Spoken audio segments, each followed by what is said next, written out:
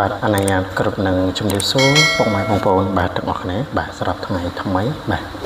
ថ្ងៃនេះថ្ងៃទី28ខែ7 2026បងប្អូនបាទថ្ងៃនេះបងមានតម្រុយពិសេសបាទចែកចូលបងប្អូនហ្វ្រីបងណាថ្ងៃទី28នេះបងប្អូនបាទហើយតម្រុយហ្វ្រីរបស់យើងមិនសឹងមិញ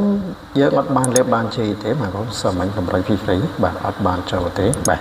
មិនសឹងមិញយើងចូលបានតែសមាជិកបាទសមាជិកមិនសឹងមិញយើងបានរៀបបានជ័យបងប្អូនហ្នឹងហើយបាទសមាជិកបងប្អូនសឹងមិញយើងចូលបានត្រឡប់ហ្នឹងហើយបាទបងប្អូនឲ្យ87ពីចេញ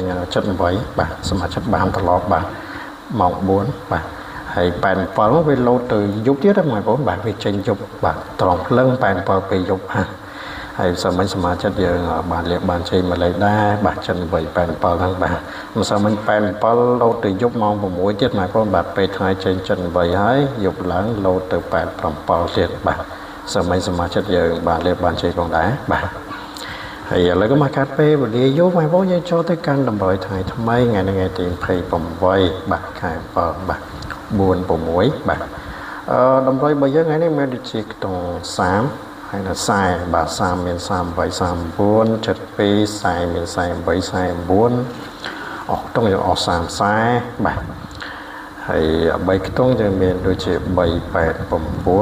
349បាទ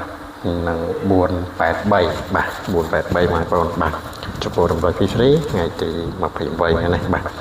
ហើយតម្រុយហ្វ្រីថ្ងៃនេះបាទសុទ្ធសឹងតែជាតម្រុយពិសេសហើយបងប្អូនបាទថ្ងៃនេះបាទពុកម៉ែបងប្អូនស្រឡាញ់ពីចិត្តខ្ទង់ណាអាចយកកំសាន្តបានបងប្អូនណាបាទស្រាប់ថ្ងៃទី28នេះបាទ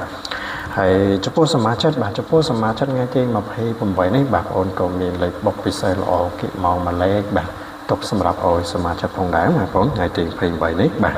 ហើយសម្រាប់លេខបុកពិសេសដែលបងប្អូនទុកឲ្យសមាជិកថ្ងៃនេះបាទមានតាមមួយលេខទេបងប្អូនបាទអត់មានច្រើនទេបាទចំពោះសមាជិកបាទយើងឲ្យតាមមួយលេខទេបាទហើយថ្ងៃនេះពិសេសមែនតើសមាជិកបាទយើងឲ្យមួយលេខហើយឲ្យយកតាមមកប៉ុស្តិ៍ទៀតបាទសមាជិកថ្ងៃនេះបាទពិសេសមែនតើបងប្អូនបាទមួយលេខហើយឲ្យយកតាមមកប៉ុស្តិ៍ទៀតបាទសពសមាជិកថ្ងៃទី28នេះបាទពិសេសខ្លាំងមែនតើថ្ងៃនេះបងប្អូនបាទហើយសម្រាប់បងប្អូនដែលចង់ធ្វើសមាជិកបងប្អូនអាចធ្វើបានបងប្អូនណាបាទចំពោះបងប្អូនដែលគាត់ចង់ធ្វើសមាជិកអាចធ្វើបានបាទបងប្អូនគ្រាន់តែប៉ះទៅលើរូប profile ដែលបងប្អូនតាំងនៅខាងក្រោមកន្លែងពណ៌លឿងបងប្អូនបាទបងប្អូនប៉ះពីលើទៅនឹងឃើញមានដូចជាលេខបាទឃើញដូចជាឆាតហើយបាទអញ្ចឹងបងប្អូនចង់ធ្វើសមាជិកបងប្អូនឆាតមកក៏បានបាទទេមកក៏បានបងប្អូនណាបាទសម្រាប់បងប្អូនដែលចង់ធ្វើសមាជិកបាទគ្រាន់តែប៉ះទៅលើរូប profile ដែលបងប្អូនតាំងបាទកន្លែងពណ៌លឿងនៅខាងក្រោមនោះបាទបងប្អូនប៉ះពីលើទៅនឹងឃើញមានដូចជាលេខបាទឃើញដូចជាឆាតបាទអញ្ចឹងបងប្អូន